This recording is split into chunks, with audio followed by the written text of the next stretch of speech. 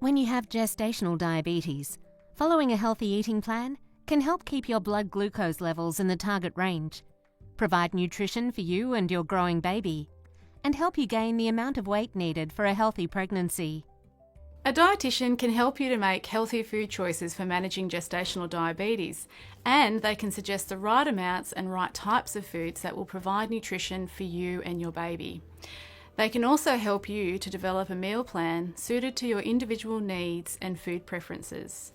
Healthy eating for gestational diabetes includes eating 3 meals and 2 or 3 snacks spread out over the whole day. Choosing the right type and amount of carbohydrate foods for each meal and snack, including small amounts of healthy fats and limiting the amounts of added sugar that you eat, choosing moderate amounts of lean protein foods, and eating a variety of foods so that you make sure you're getting all the nutrients you need for your pregnancy. I saw a dietitian both pregnancies, and the first time I actually was a bit nervous to see her because I felt like I'd be very scrutinised. That's sort of what that was my fear, but it wasn't like that at all. She was wonderful, actually. Yeah, having someone there to talk to about good carbohydrates and low GI, and really explaining the healthy alternatives that work with diabetes. Because I'm Italian, I'm eating a lot of pasta, pizza, bread. The dietitian, she suggests me to avoid a big amount of food, like instead of a big plate of pasta, just try to have 1 cup of pasta and add some salad, for example.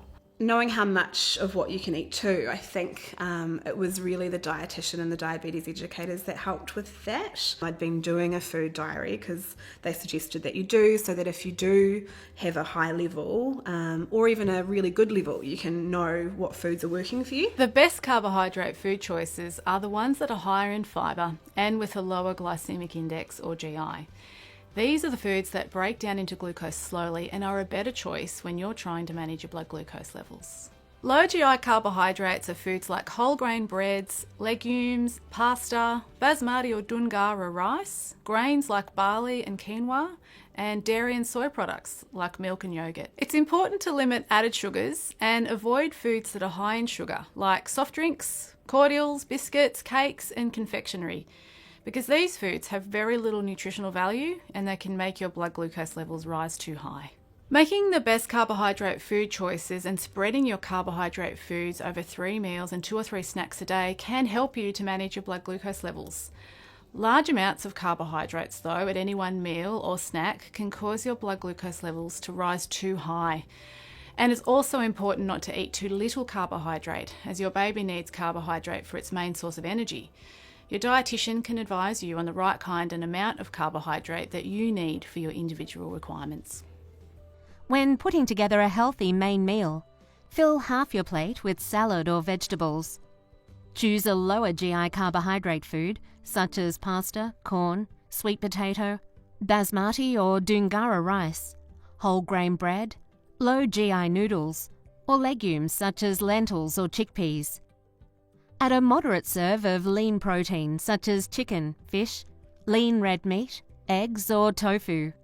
Include healthy fats and oils as part of a balanced meal. Choose healthy fats such as peanut, rice bran, canola or olive oil in cooking, poly or monounsaturated spreads, avocado, unsalted nuts and seeds.